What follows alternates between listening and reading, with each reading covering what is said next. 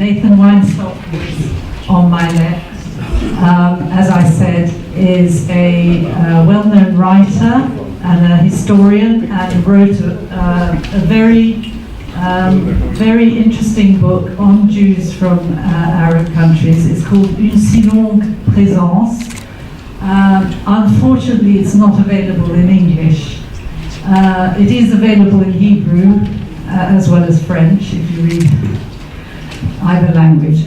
Actually, it's not even available in French because it's sold out.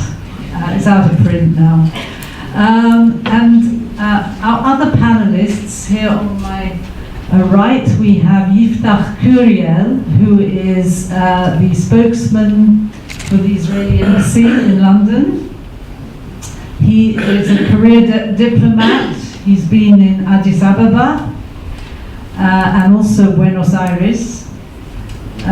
He's worked at the Ministry of Foreign Affairs in Jerusalem as Deputy Director of the Department for Non-Proliferation of WMDs.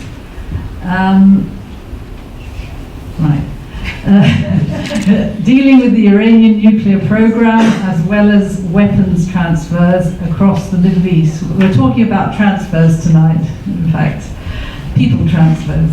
Mr. Curiel holds a degree in law and a BA in political science from Tel Aviv University, and he has also worked as an editor in a leading Israeli daily newspaper.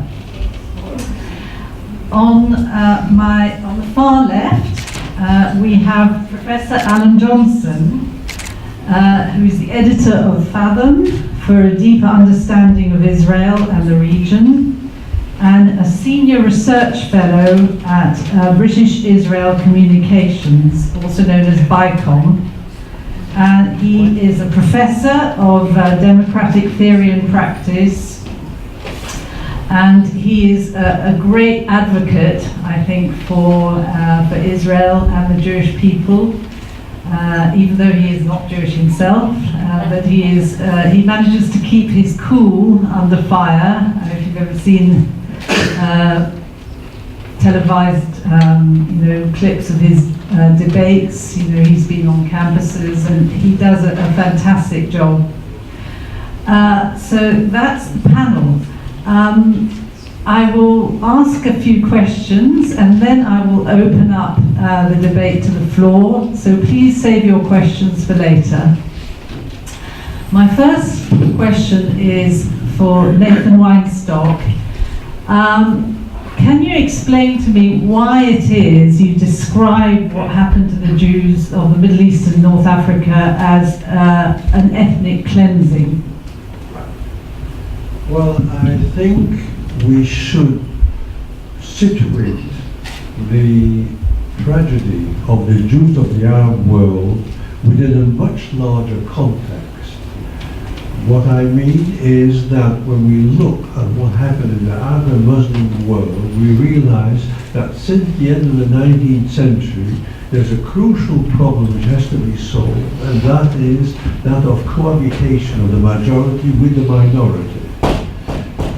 We can start by taking the 1890s, when Turkey murdered masses of Armenians, and that includes later on, exactly 99 years ago, the genocide of the Armenian population. That was followed by the expulsion of the Greeks in Turkey. After that, the Assyrian minority in Iraq was in part persecuted and forced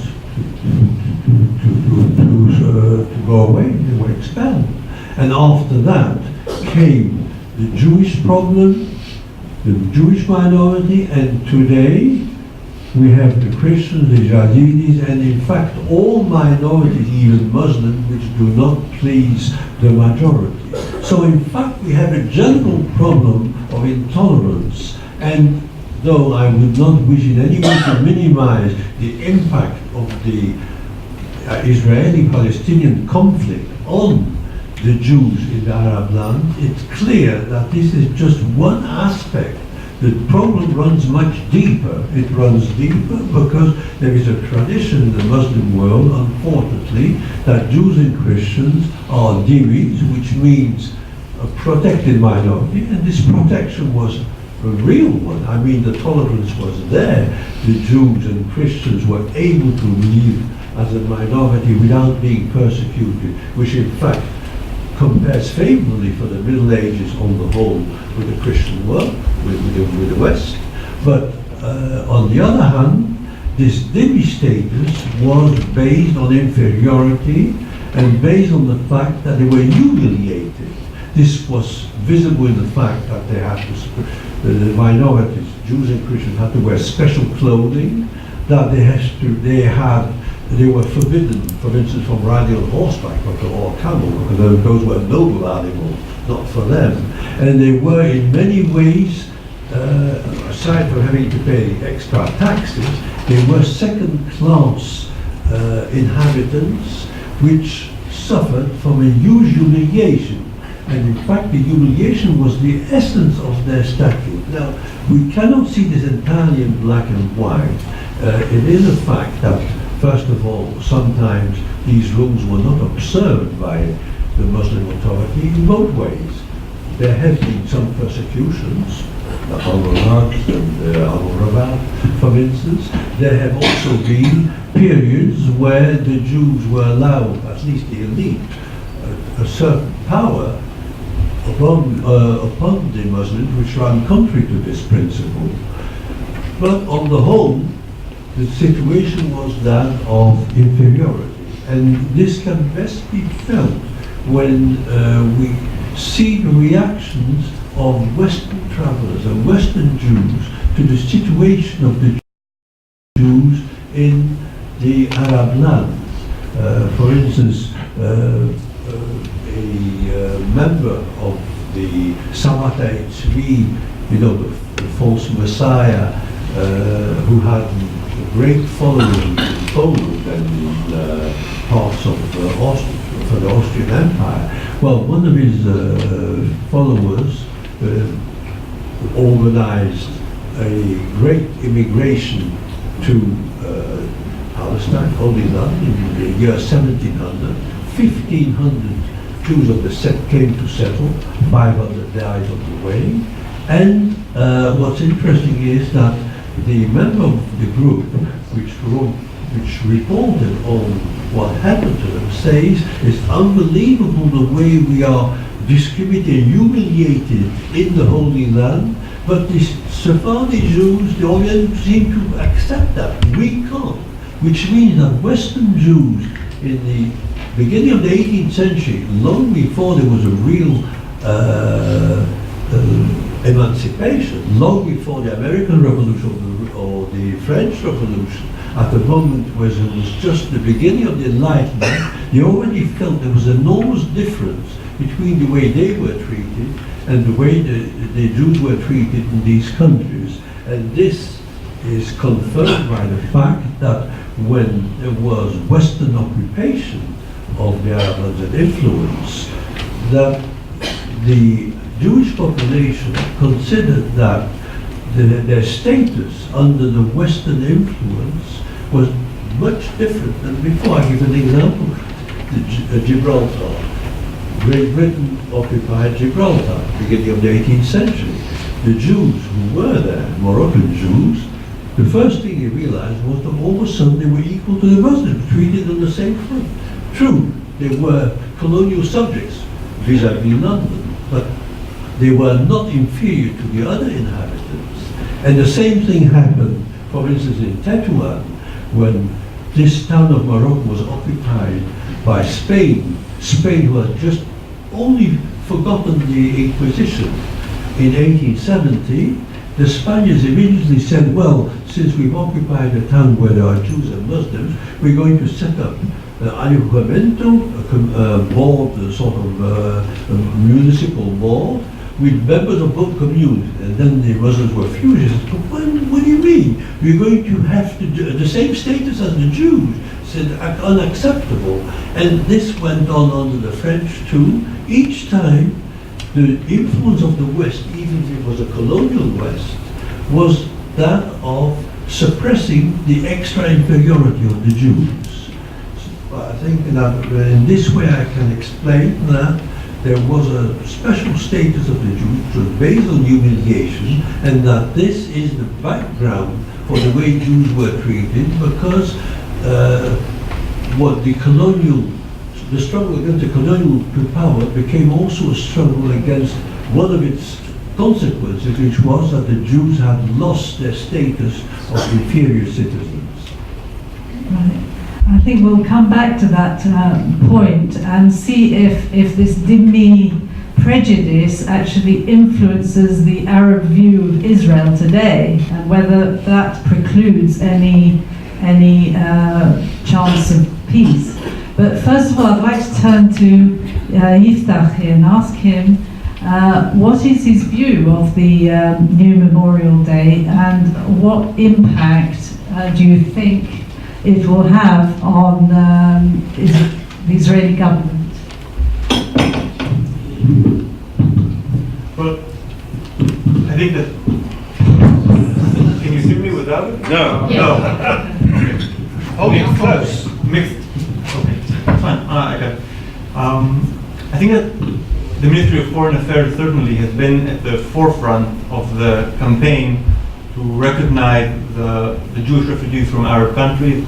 You know, since 2012, the law of maintaining the rights of the refugees from Arab countries, and the recent law passed just a few months ago on the day that we are basically commemorating today. There are literally dozens of events taking place today, from the US to Australia to South Africa to many capitals in Europe.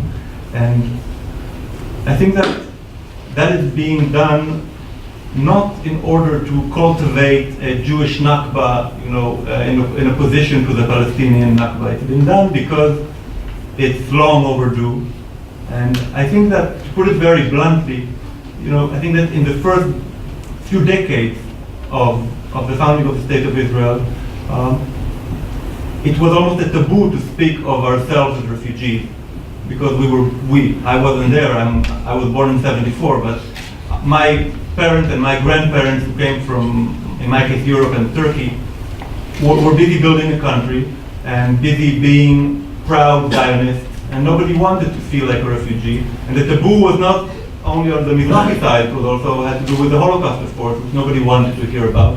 And in recent years, we've gained this confidence in Israel to look at our past and to look at the darker side of what happened to our grandparents and their parents.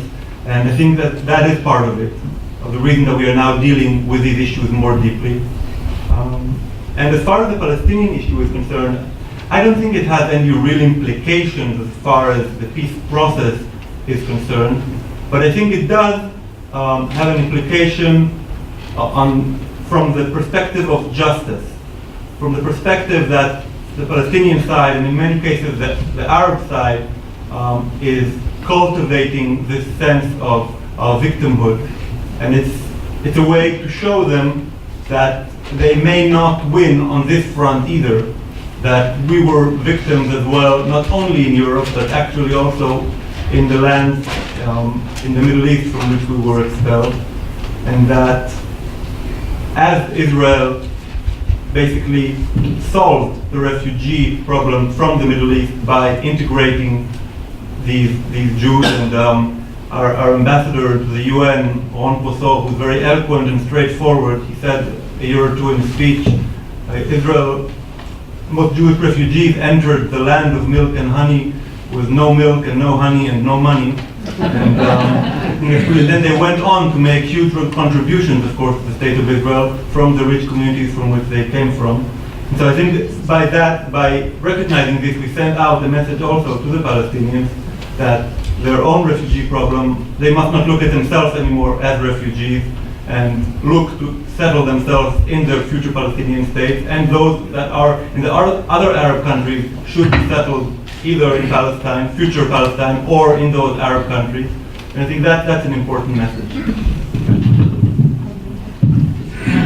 I'd like to turn to Alan and ask him what his view is of the role of the Jewish refugees in the peace process. Thanks very much, Lyn. And thanks for the invite, and thanks for a wonderful article on the latest issue of Fathom by Lyn, which is a critique of Rachel Shabby's work on this question, which everyone should look at. I have a few reflections on that. I think first is a very general point, which I'll illustrate by talking about something Amos Oz, the Israeli novelist, says about how Europeans tend to look at Israel.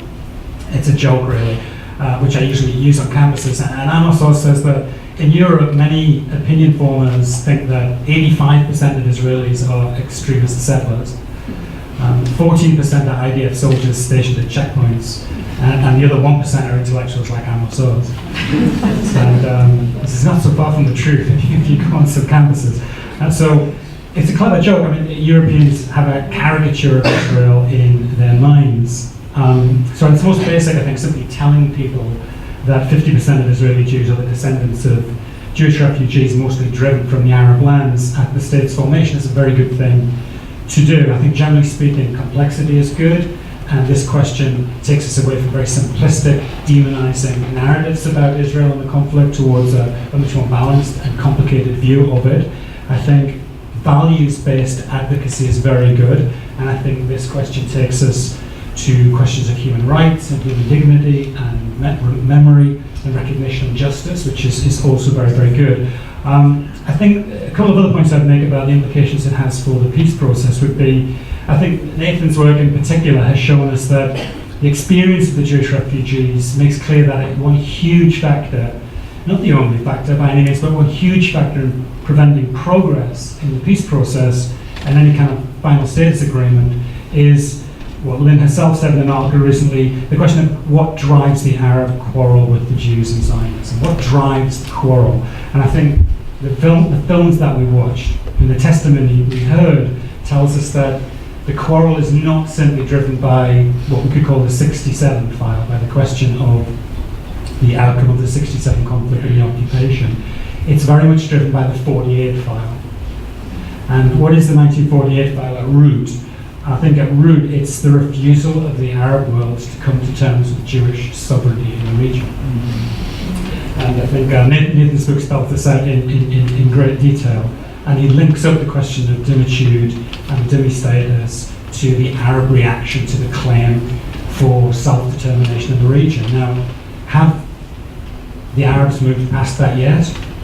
I don't know. If anyone wants to go and look at memory video of, for instance, the debates in Jordan in the last week about the decision of the Jordanian parliament to spend 2 minutes of silence, not for the 4 rabbis and the heroic Druze rescuer who tried to save them, but for the killers. A 2-minute silence in the Jordanian parliament for the 2 men who killed the 4 rabbis and the Druze rescuer. And then the defense of that in television studios in terms of explicitly, and these are not my words, they're his words, 3 times, I hate Jews, I hate Jews, I hate Jews, senior parliamentarians. So there's a real question of the peace process requiring something that the Arab world has not yet reached, which is fundamental recognition of the rights of Jewish sovereignty in the region. That being the basis for a genuine end of claims and genuine self-determination for the peoples of the region. So I think that's also part of it. The final point would be this. I debated Norman Finkelstein recently at a university campus. His message to the students there, Norman Finkelstein's an American academic, a Jewish academic, anti-Zionist, and his argument to the students was, when this guy, and he meant me, when this guy talks to you about the peace process, tune him out. Don't listen to him because it's all a fraud. It means nothing. 20 years of negotiations have gone absolutely nowhere, and they won't do so. Now, in answering him, there's a number of elements to the answer I think we need these days. One is, look, huge progress has been made, actually. Gaps have been narrowed, serious negotiations have been held. We're a lot closer than we were. And what's left is the most difficult questions. We can make those points. I think increasingly we need to be saying something else, which is that the peace process perhaps needs to be a peace from below. It needs to talk more of a peace between peoples than it has before, and it needs to talk of a culture of peace. Now, what I hear from the last process was that some of the greatest progress was made on this question of a culture of peace. Not that you would think that from what we've heard since those negotiations collapsed, but nonetheless I think that's has to be part of the new agenda for the peace process. And I think this issue, in terms of being about justice and recognition and the relationship between truth and reconciliation, which we know from all sorts of other national conflicts, is absolutely essential. You can't reach genuine reconciliation by blurring over the past and ignoring people's trauma and their rights to justice. So I think on all of those grounds, it's a hugely important issue to be brought into the peace process.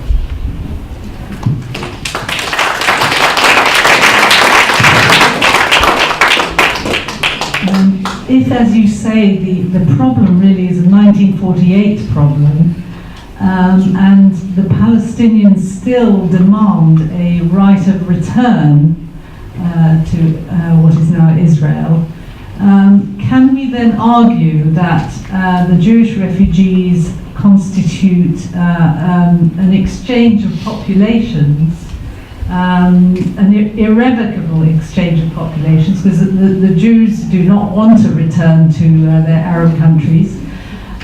So could there be a way of reconciling the two sides by using this argument? Nathan, what do you think? Well, that's a rather complicated question, because if we look at the parallel between the Arab-Palestinian tragedy and the Jewish tragedy, in the first place, it's not exactly on the same level in this sense that the Palestinian population left, either they fled because of the war, or in some cases they were expelled by force. But this was the fact of the Israelis, while the Jews of the Arab world were not expelled by the Palestinians, but by their local countries. So there is an element of imbalance. But on the other hand, if we consider other cases, I won't say similar, but which we can compare, let's say the creation of India and Pakistan in the Empire of India, well, there were about, I think, 20 million refugees from both sides. Well, nobody speaks about a return of these refugees. Neither the Muslims to India, neither the Hindus to Pakistan. And if we take other similar cases, and God knows there have been more than enough of expulsions and of mass flights during wars, national wars, for instance, Yugoslavia, we don't have any request either for return to these places. So the general tendency is to accept that what has happened is tragic, but it's become a fact of life, especially if we see that what we're speaking about concerning the Yiftah is a real tragedy, and I do not minimize it, and I don't think I can be suspected of minimizing it. When you know my past, I've been one of the first defenders of the rights of the Palestinians, and I did it in a fanatical fashion, which I regret excessively, but I think I was basically right to say there is a Palestinian problem, they have rights, and this should be recognized by Israel. But since then, that's what the peace discussion has been about. It has been done. But if we look at the situation then, therefore, you cannot realistically say that over 60 years after this tragedy, we can speak about a return to the Palestinians, perhaps a symbolical one, as a gesture, a few hundred or a few thousand. This has been discussed, I understand, by Israelis and Palestinians in peace discussion, but it would be a detail, just a small symbol. The real problem is that both sides have to accept their existence and the fact that there will be an Israeli state, which obviously will be Jewish. I don't know, I'm not convinced it has to be proclaimed Jewish. It has been proclaimed Jewish in 48, that's sufficient, as President Rivlin said, as far as I'm concerned. There must be a Jewish state on the one hand, it exists, it's Israel. And there must be a Palestinian state, and that has been recognized by Israel since Rabin. And even Premier Netanyahu, who has his political life, it's not mine, has not reneged on that. That's why he negotiated with the Palestinians, broke down. the negotiations were there. So I think that what the real issue is, there have to be realistic negotiation on both sides with goodwill, and there, from my point of view, but this is a political standpoint, on the one hand we have an enormous problem on the Palestinian side with the fact that Gaza is in hands of the Hamas, which has as its chart, as its basis, the idea that Israel must disappear.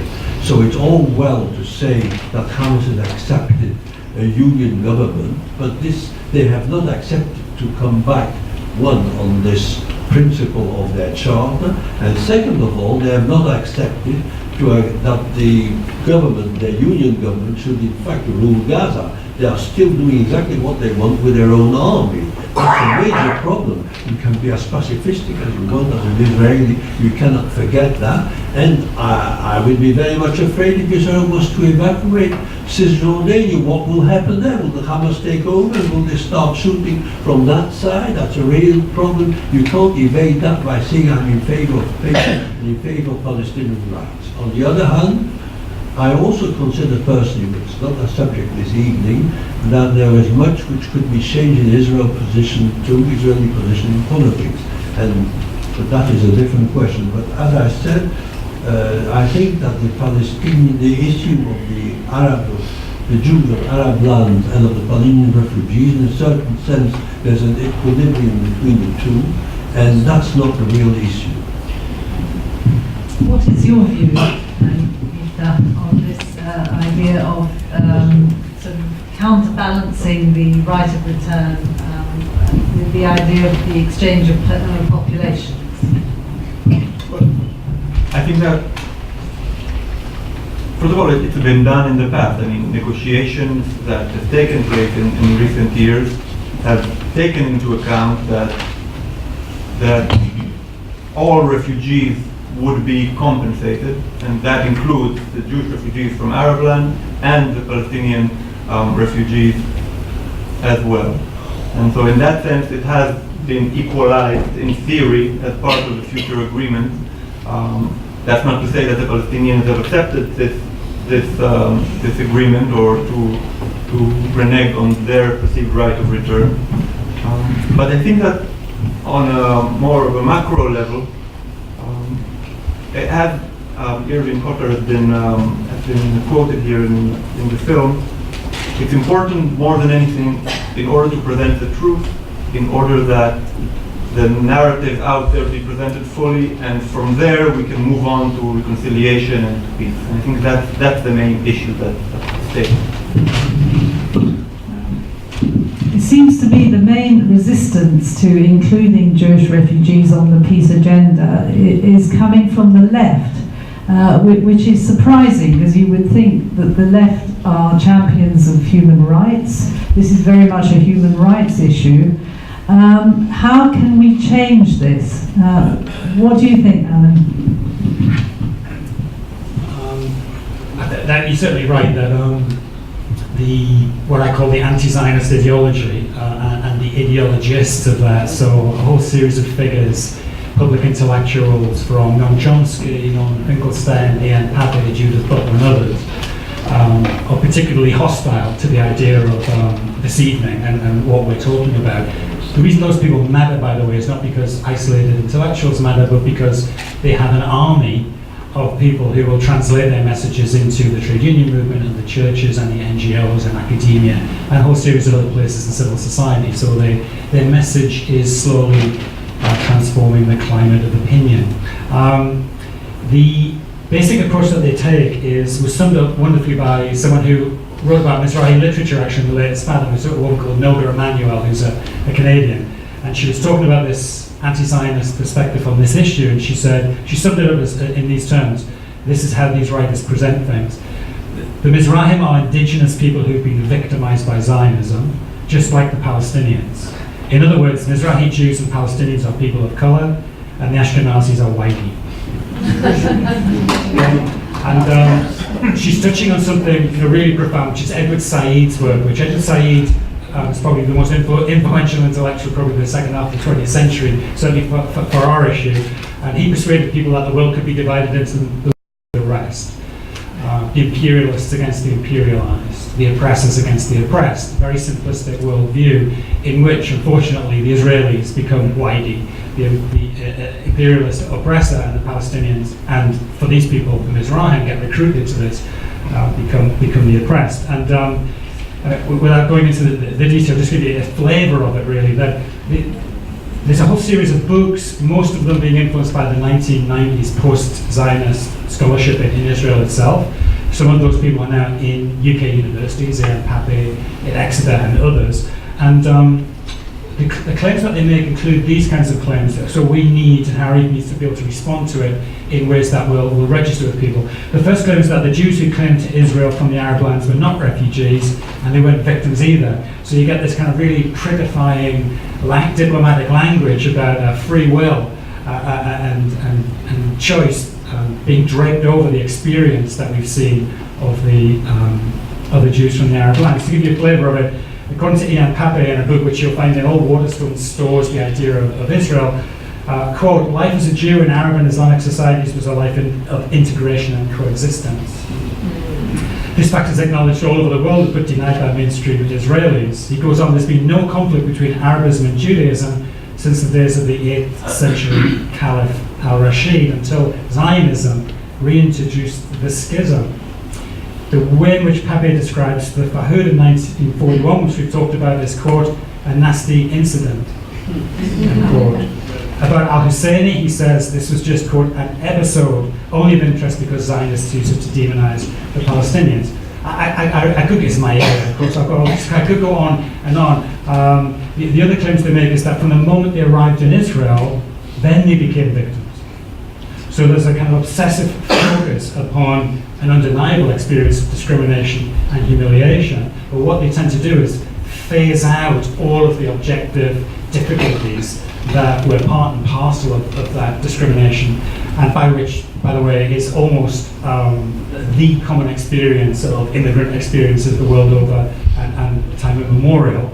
And they bring very much to the fore the notion that there is something called an Ashkenazi Zionist state, which oppresses the other. If you're not involved in these discussions, you've got to give that a big capital O. And the other is the oppressed group. And there's two oppressed groups. One is the Palestinian other from outside. The second is the Mizrahi other from inside.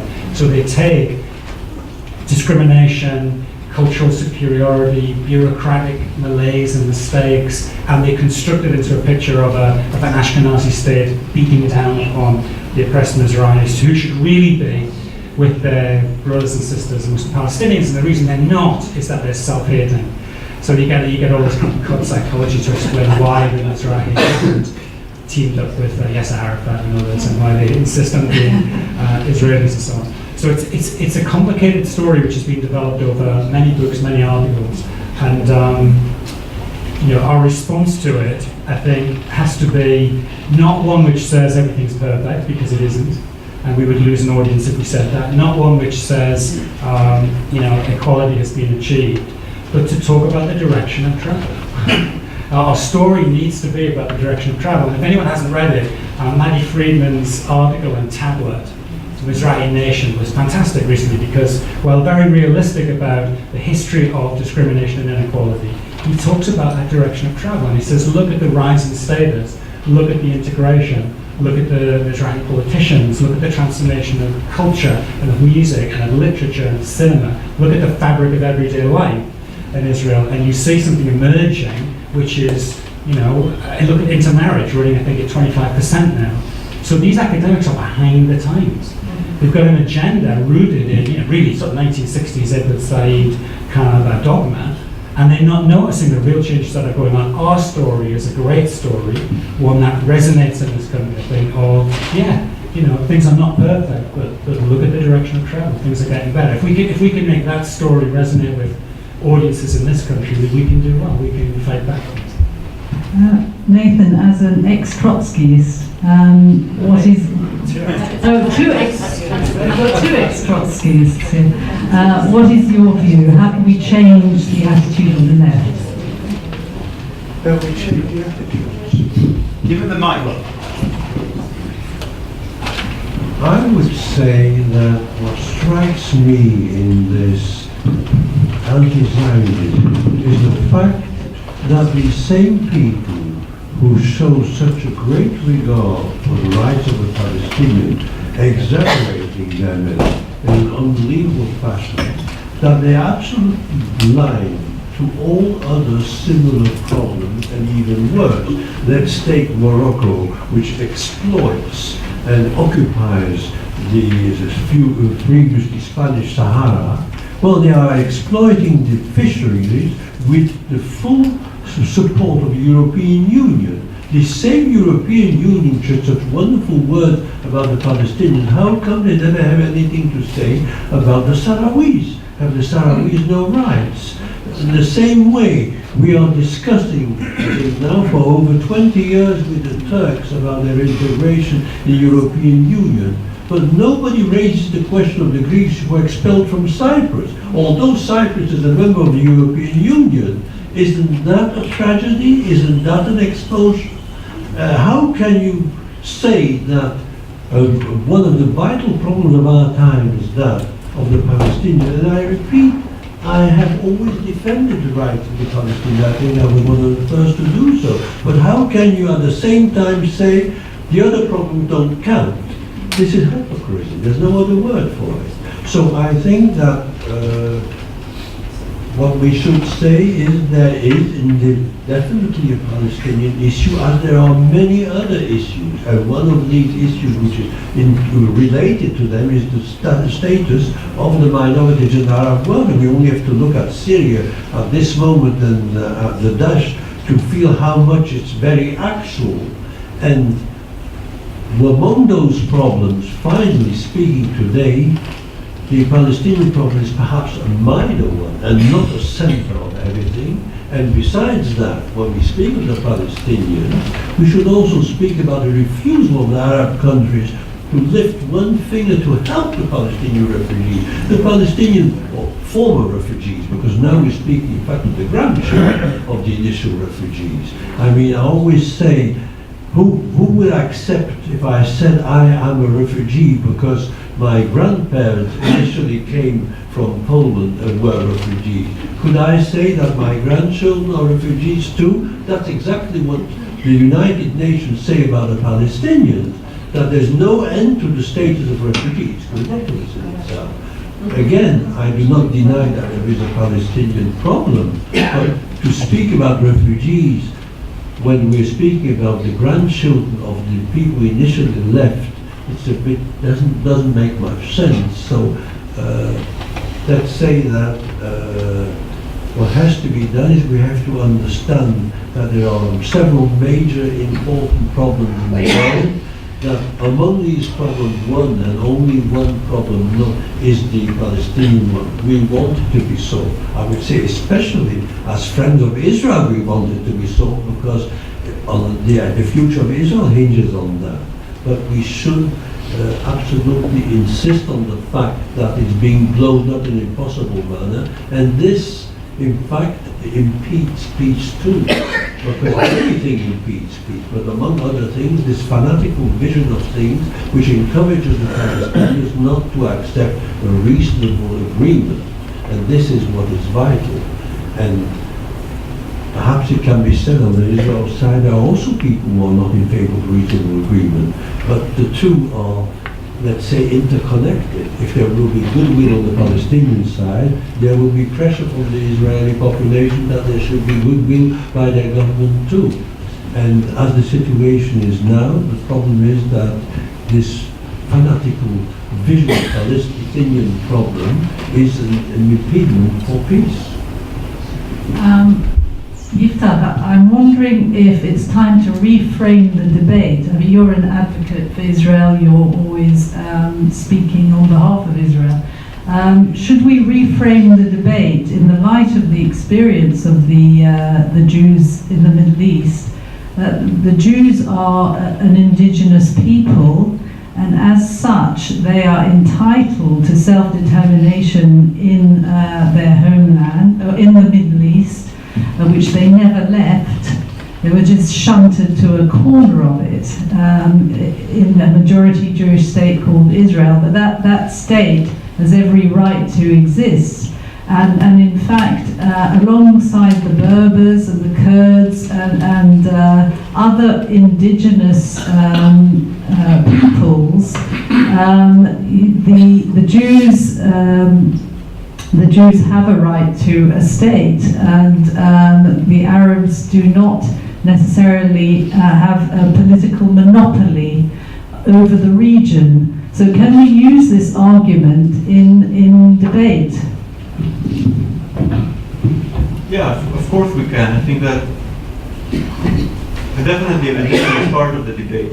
Though I have to say personally, I'm amazed, that Israel is basically the only country that still has to fight for saying that it has a right to exist. When all the countries in the world had in their past an aspect of colonialism, an aspect of creating a refugee problem. There is no exception almost.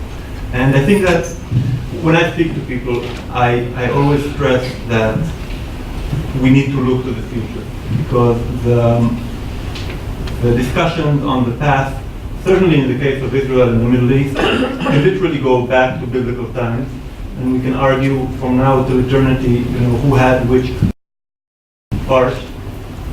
But that's not really the important thing. Israel is here, it's here to stay, and it's here to stay along with its entire population of Mizrahim and of Ashkenazim and of Arab Israelis as well. And we have to see how we make the best of this and how we solve our problem with the Palestinians, which are probably not coming back into Israel as well. And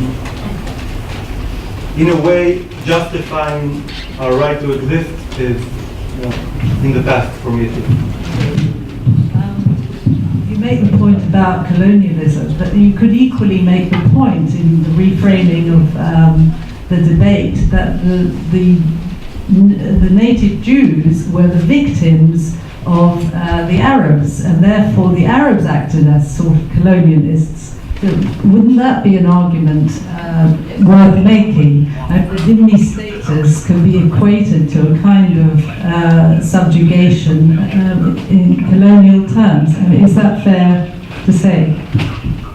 Well, as I have written before, there's something very significant in the very first riot and demonstration of the Palestinian movement in 1920 at the occasion of the feast of Nebi Musa, the prophet Moses. At that moment, there were mass riots against the Jewish population, not the Ashkenazi immigrants, by the way, but the old community, which was a Jewish community, which was in majority, in fact, Sephardi, and ultra-Orthodox were certainly Zionists.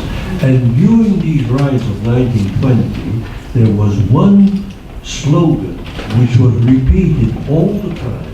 And this slogan was not long live Palestine or long live a united Syria, because we consider Palestine part of Syria. It was not British go home. It was not down with Zionism. It was not we don't want Zionist immigration. It was Al-Yahudna Karabna. The Jews are dogs. Not only dogs, our dogs. They have to become dogs again. And this is something which shows that in the beginning, Palestinian nationalism was already infected by, in fact, a colonial attitude. Because this expression, the Jews are dogs, it reminds me of Frantz Fanon, the theorician of anti-colonialism, which said the colonialists animalized the natives. And that's a good example of animalization. So there's a problem which has to be solved, that Palestinian nationalism in itself is quite legitimate. The Palestinian right to express themselves as a nation, but it must be done with respect toward the other nation. This was not the case. I'm not saying that this is the sole cause because of the conflict, but the conflict in part was also a result of the fact that the Palestinians were unable or not willing to accept a Jewish self-determination in whatever form whatsoever. When we take 1947, because they keep on going back to the past, so we have to go back to the past too. In 1947, the United Nations had two suggestions. either partition of Palestine or a federation of two independent regions, a Jewish one and an Arab one. The Arab League, and especially the leader of the Palestinian, and they had chosen the Mufti of all persons to be their leader once again, rejected both propositions. It's always said they rejected the partition, but they also rejected a united Palestinian state with a Jewish component.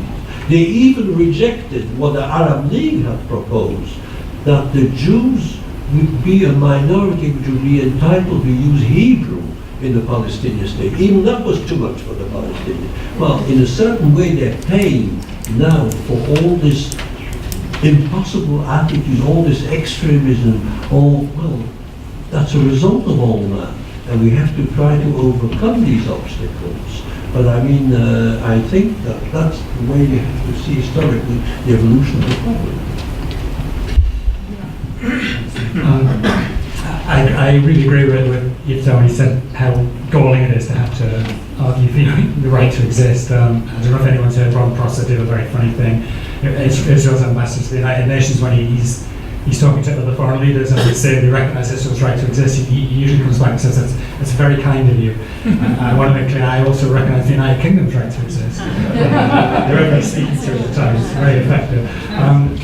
But having said that, we can assume, we can easily assume too much, I think, about the knowledge of the area, the region and the history, and that's why this campaign, I think, is so important. I'll give you one anecdote, and I'm not going to tell you who this Home Secretary was, but a group of Christian church leaders in the UK went to see a Home Secretary to try and talk about the persecution of Christians in the Middle East.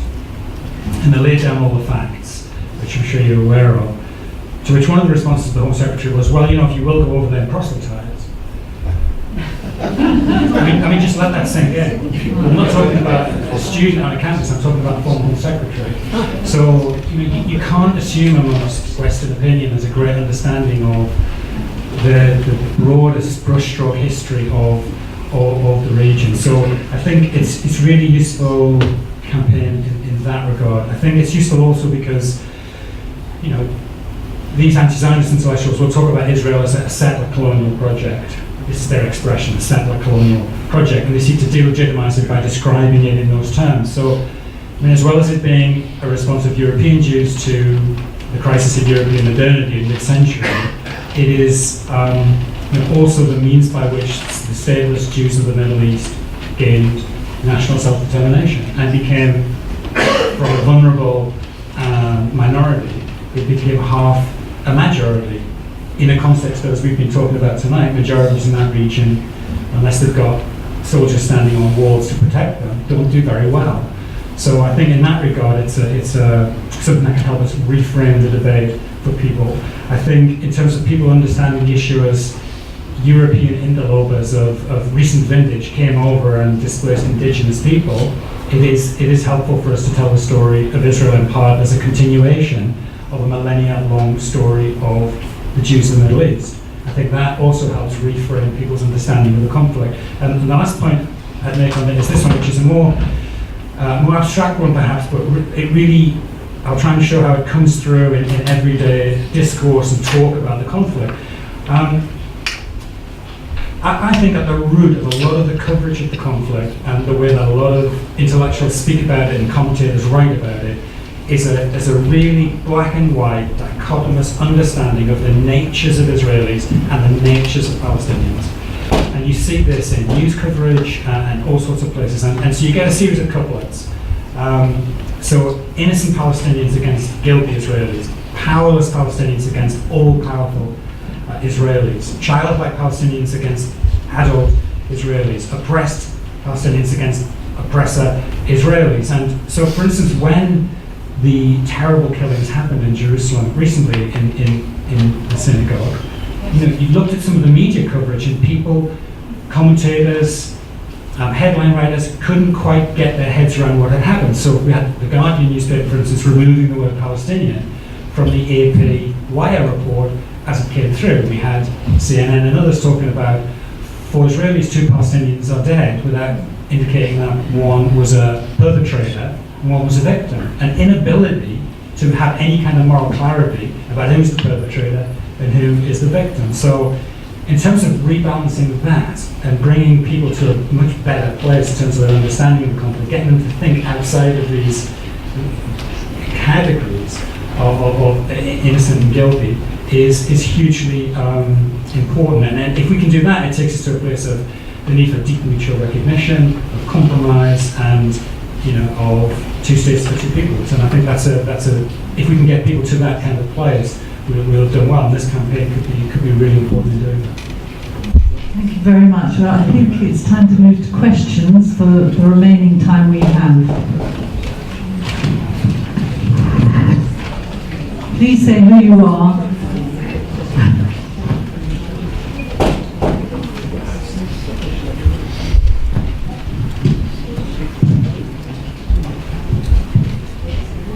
Hello, my name is Dorish Metternich.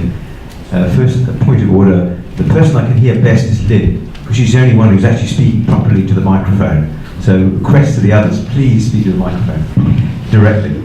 I have a couple of observations, and I'd like your comments on that. Some of the things that Alan Johnson said made me feel more optimistic about the situation. But I felt more than half, a lot of the people in Israel who are most fearful what's going on in Israel are, of course, the people who come from the region, which means the Mizrahi ex-refugees. So they have a much better understanding, it seems to me, than perhaps the rest of the world and Western Europe. Now, if you take on the point about the historical conflict, you can see what happens in Syria today, the persecuted minorities. Examine the map of the region from the Atlantic to the Shatt al-Arab, include Persia if you want to, and think about especially the 1947 borders of the State of Israel, 1948 borders of the State of Israel. What does it look like? It looks like a dagger. And what you have is a dagger in the heart, in the middle, more or less in the middle, of this so-called Arab homeland, motherland, and it's occupied, as was pointed out, by non-Muslims. And one of the first things that the Egyptian and Jordanian governments did after the peace treaty with Jordan was to build a ferry service across the sea, rather than having people go by road via Eilat. So and the other thing is, the other observation I'd like to make, and I look forward to comments on this, is that there are two religions, the two major religions of the world have got claims to sole rights to reach paradise. Now, Christianity gave up its violent approach to this a long time ago. However, I think Islam has not. And you can see that in other ways in Syria. And so therefore, can I be an optimist or should I be a pessimist?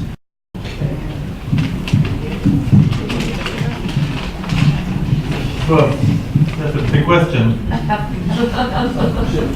I think Israel today, despite what's going on in recent 2 or 3 years in the Middle East, is much stronger than it's ever been, despite the conflict in Gaza, despite the Lebanon conflict already 9 years ago. Israel has continued to prosper. The economy is doing better all the time. And the existential threats that once we were surrounded with are mostly gone. There's still the Iranian nuclear issue, which is, I've dealt with this for 3 years on a daily basis, and it is a heavy issue, but we've managed to do quite well. So I'm pretty optimistic personally. Would you like to comment?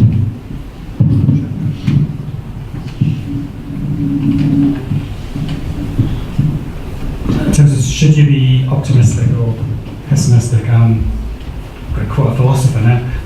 Schopenhauer said there's two kinds of optimism, unscrupulous and scrupulous, which I've always found quite useful as a way to think about this conflict, because I think unscrupulous optimism about this conflict is a kind of when I say peace now, I don't mean anyone in peace now, I don't mean an organisation, I mean a kind of peace now attitude that Israel has peace in the palm of its hand and just needs to hand it over.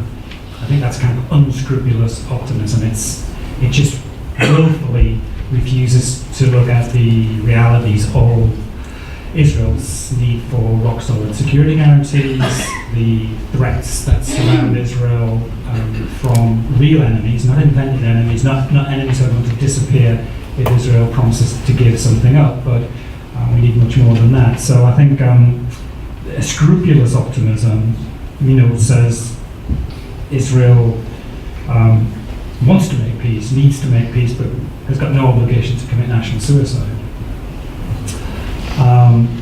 So on the Mizrahi, I think one of the points Manny Friedman makes in his article, which is really interesting, is that when people say, why are the Mizrahi traditionally, obviously there are all sorts of opinions. You can't think of any one group thinking one thing, but generally speaking, they've been very supportive of the right of the political spectrum. And one of the things we could do, rather than think of cod psychoanalysis and self-hate and blah blah blah, we could look at their actual experience of displacement, of violent displacement from the region, and the legacy that's left with them. And also, Friedman makes the point, they carry something more of the region perhaps, which is that it's a tough neighborhood, words can mean little, compromise can be interpreted as weakness, you don't give up what you have unless you have some real guarantees that you're not going to get hurt by doing that. And that kind of attitude, it is, I would say, more towards the scrupulous side of things. It's more realistic. And it reflects a skepticism in the Israeli public and any possible Israeli government about the conditions under which any possible deal could be made. So I think it's our job in part to be the scrupulous optimists, to say yes, every opportunity should be grabbed for peace. And the Israeli government did enter into a long negotiation process recently and released many terrorists just in order to get the Palestinians to the table.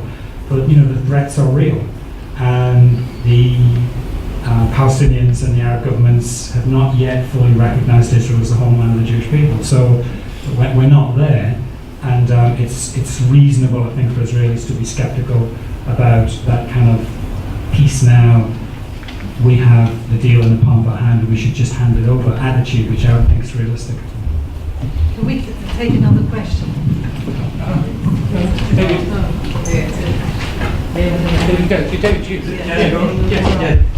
I'm getting back to the question of refugees and the United Nations. They created UNRWA, I suspect, in 1947 or 48, and I suspect, but on the instigation of Arab countries. I think we missed the bus there, because if Israel had insisted on them serving the Jewish refugees from Arab lands, today we would know about them, we meaning the rest of the world would know about them. I think we missed the bus there in not asking UNRWA to look after Jewish refugees like they were with the Arab refugees, and they're still paying enormous sums to them. Can we take another two questions? You are right. Right, at the back. Who wants those questions? Sorry, I'll go around this side and go to the other side in a minute. Thank you very much. Just a quick question. As an Ashkenazi Jew, I'm very sorry and sad that we don't know enough about what happened to the Mizrahi Jews. And the question to you is, what can we do in order to change that? Because I think there is a big job here to be done. It's not just, and if I'm going to be a little bit cynical here, it seems to me that we're using this now here, the fate of the Mizrahi Jews, in order to have a bargaining stick with the Palestinians. But I want to empathize with you, I want to understand what happened to our Mizrahi brethren, and in addition to that, to have a better bargaining position, is really to understand much better what happened to you. You understand what happened to us, the Ashkenazi, in Europe, in Austria, in Germany, in Poland, and so on, but we only slowly understand what happened to you. So, question to you, what can we do to help to understand this better? Thank you. Any other questions on the side of the room? Right, I didn't thank you back there. Sorry.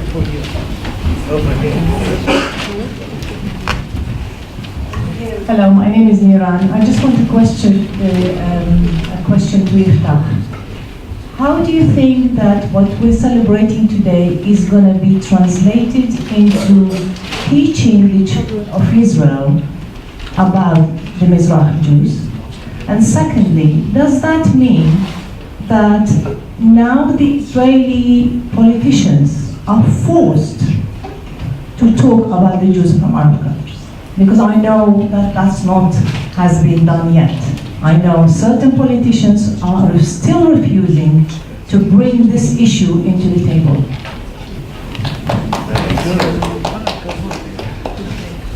My question is in the Israeli embassy. We see a huge rise of anti-Semitism in the Arab world, nurtured by the politicians, as you said, the Jordanian MP, nurtured by the media and nurtured by the religion. And I don't see anything in the media or the Israeli embassy trying to raise awareness in the Western society, whether in America or in the UK. So my question is, what are we doing about that? Shall we stop there? Jack Honora. I'm very interested by the subject of the discussion tonight, but I think that the merit of this debate is only when you come within the negotiations to study the aspects of justice, because both sides have got something to say.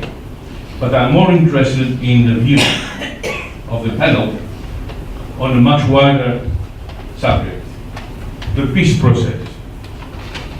Can the panel say to us how realistic they are to think that we may come to a peace, what we call peace? Nobody understands the word peace, because so far none of the parties has managed to accept the word peace.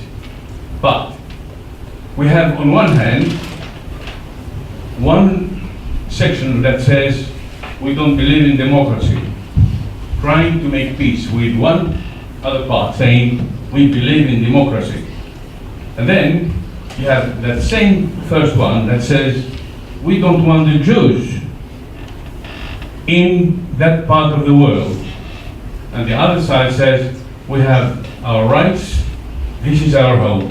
How can the panel think we can reconcile this position one day, but realistically? Thank you. Thank you. I'll try and answer a few of the questions. First of your question about what we are doing. As I said in the beginning, the Ministry of Foreign Affairs has actually been at the forefront of presenting the international campaign for the recognition of Jews from Arab countries. Former Deputy Foreign Minister Dani Ayalon was the one who toured the world on this issue specifically. On the wider question of what does this mean for Israeli politicians, again, I'm not representing a certain Israeli politician, certain politicians or others, but the state of Israel in general. But I think that these new laws, and they are new from the recent years and one from just a few months ago, are certainly the first step to raise awareness to this issue. And the next step must be educational, to teach this in schools and to put it on the agenda of a wide variety of people in Israel. And we mustn't forget that today, the Mizrahim aren't a sort of group outside of society. The Mizrahim are in all aspects of society, from the former chief of staff to the highest politicians in Israel. So it's now more of an internal issue that the leaders are there. On the prospects of peace, I think that the countries that surround Israel, they are like family. And you don't get to choose who your family is. This is just who they are. And we made peace with Jordan and with Egypt, despite the fact that they are not exactly thriving democracies. And I believe that the imperative for peace from us, regardless of who it is we are trying to make peace. We're not changing their societies. We're trying to get them to recognize us and create a sort of relationship whereby we can live in peace. I think this is very important for Israeli society. As Israel has grown and we have prospered in many ways, many people in Israel legitimately ask themselves, why can't we solve this problem as well? We've solved overcome so many other challenges. We want to live in peace as well. That's a legitimate demand. And I think today, despite the fact that there are many challenges, still a majority of Israelis, if you take a poll, are pro-peace and would like to do that. I think that there is more of a skepticism today, in a way, about the possibility to actually reach peace because of what's been happening in the region. But at no point in time, I think we can or should say that we are giving up on it. That's not an option, I think, for the vast majority of Israel. I just wanted to deal with the question that the gentleman said, why do you keep bringing the Palestinians into it? Don't you have a standalone issue of justice in its own right? And I'd say, yes, we do have a standalone issue of justice, but inevitably people are going to make comparisons with the Palestinian refugees. And I suppose that's a way that we can build a sort of consensus, a means to reconcile the two sides. But having said that, I think a lot of people are uncomfortable about making the comparison with Palestinian refugees because they say, first of all, we left through ethnic cleansing. They left through war. And not all of them left through war. There's a substantial number who didn't leave, and they are now the Arab-Israeli minority. But we left through a deliberate policy of expulsion and persecution. And we also left far more assets and property and land behind. And some people say that the land we left behind is 5 times the size of Israel itself, if you put it all together. So in a way, the comparison between the two sets of refugees is unfair. But we have to make it because the Palestinians have made the running in this issue, I believe, and therefore we are playing catch up. You know, this is a new issue for a lot of people, and therefore this is the problem. Would you like to say anything in relation to the other questions? Any comments? Well, I think there's one aspect which is often forgotten when we discuss the issue of the Israeli immigration as viewed as a sort of colonialism, as a settler state.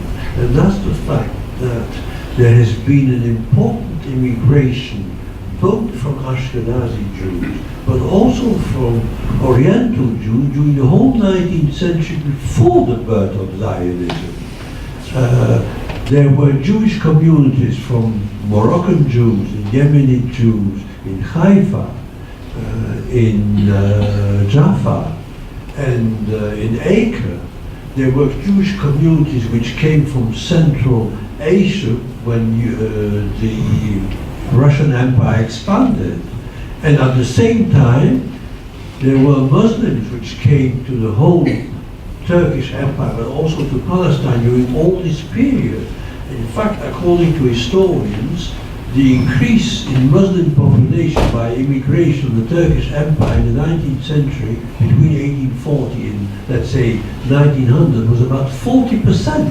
That's an enormous immigration. And in Palestine itself, it can be seen, there were, for instance, the Muslims which came from the Caucasus, the Circassians, and they established themselves. There were the followers of the Emir Abdelkader of Algeria. Historians tell us that in the town of Safed, more than half of the Arab population was in fact Algerian. If we take, for instance, the present campus of the University of Tel Aviv, it was built on Arab villages.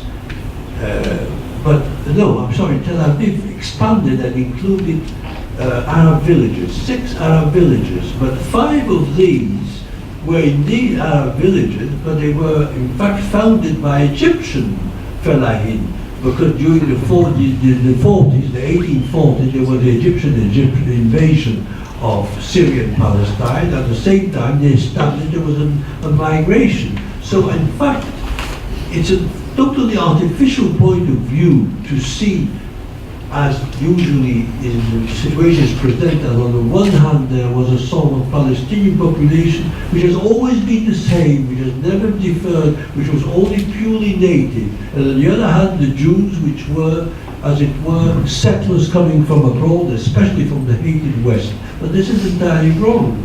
Both populations were in a phase of increasing, both evaluated enormously, both had a great migration, but especially the Arab population. And in fact, we can see it, the tribe provinces which controlled the access to Jerusalem were initially came from Bosnia and so on. So this is, I think, an important fact, that this is the vision we have of the whole issue. And I think we must deconstruct this false vision that the Palestinian population is somehow exactly the same as 2,000 years ago, and the legitimate owners of the whole Palestinian of the mandate. And on the other hand, that the Jews were, as it were, interlopers which came from outside, forgetting that there has always been a Jewish population in the Holy Land. Then, in fact, there was no expulsion after the destruction of the temple. The Romans did deport a great amount of Jews, but there was no expulsion. The Jewish community persisted, stayed there, and in fact, it was so much there that it helped the Arabs. In the 17th century, the Muslim invasion, the Jews sided with the invaders because they were too happy to get rid of their Christian tormentors. And afterwards, the following Jewish immigration was, in fact, that's forgotten, was supported and encouraged by Muslim power. First of all, by Saladin. Saladin, he defeated the Crusaders, but he also sent his brother to welcome the Arabites, which came from England, from Normandy, and which came from Germany too. And 500 years later, what do we see? We see the Turkish, which encouraged the Jewish refugees from the Spanish Empire, and which encouraged them to settle also in Palestine. So, in fact, we have a continuous increase of Jewish population, but which was with the full agreement of the authorities and Muslim authorities. So I think we must first transmit this real situation, which is not at all the one which people have in mind when they think of the culture. The last word. So brief words on the peace process. I think if you look at what's happening in parliaments around Europe, one of the problems we now have is that, and this is partly, I think, a product of the Oslo process. The unintended consequence of Oslo is that people around the world are now thinking of the problem as purely one of justice, and it has to be given to the Palestinians from the powerful Israelis, and if they won't do that, we need to pressure them to do that. And that's the frame that a lot of, for instance, British parliamentarians have now, which is why they vote so willingly for a unilateral Palestinian state. We need to get people to think about a complicated national question in which two groups have to sit around the table, negotiate, make excruciating compromises, and come to an agreement, which is different. And I think that's one of the reasons the debate is slipping away from us a little bit. One thing I would say on that is, I don't assume this commands the said in the room, but the Palestinians are already being asked to make two historic compromises. Around 22% mandate Palestine is what they get, and there's no real right of return. I think that has to be borne in mind in terms of what other compromises are asked for. In terms of UNRWA, I think a couple of points. One, in relationship to Gaza, I think UNRWA is now worthy of investigation. I think there's real evidence that it's been co-opted in significant ways to the Hamas machinery and structure. And I think the UN needs to undertake urgent review and reform of UNRWA in that regard. I think in terms of the points that Nathan was making about refugees uniquely being an heritable trait for Palestinians has created problems for the peace process because it creates an ever greater number of refugees that have to be compromised over. That needs to be taken in more general reform, I think, of UNRWA, which Einat Wolf has written interestingly about. My last point will be this, which is really, someone talked earlier about how do we get this story out more, how do we get it more widely known. Tonight, in academic jargon, is known as a plateau. It's where people get together And there's a kind of an intensity of relationship between us, as there has been for the last few hours. And on that plateau, we exchange cards with each other, we get to know things we didn't know before, new relationships build up. A synagogue meets someone from a student union meets someone from Vicom. We all know a little bit more about each other and how to relate to each other. And that's, for me, the great value of Harif, which is that it's capable of creating around this issue a series of plateaus which allow us to share knowledge, share best practice, work out how to influence politicians, how to influence newspapers, how to get more media coverage, and that's exactly the sort of thing that we do. Listening to the debate, I was thinking, one idea, and this is one of the things that happens in plateaus, people throw out crazy ideas. So my crazy idea would be, wouldn't it be interesting to see refugee-to-refugee organised by Harry? You know, that's a good idea. My sense of how the question of balance should be struck is because the other side are always looking to say this is all manipulation. You know that, and it isn't.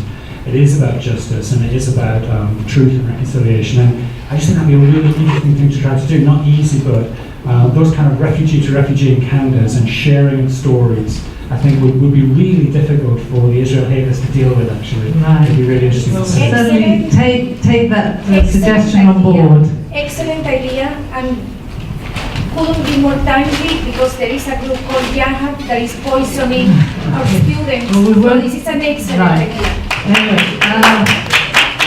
on that note, we really have to end. I hope you will take away some positive thoughts from our meeting tonight.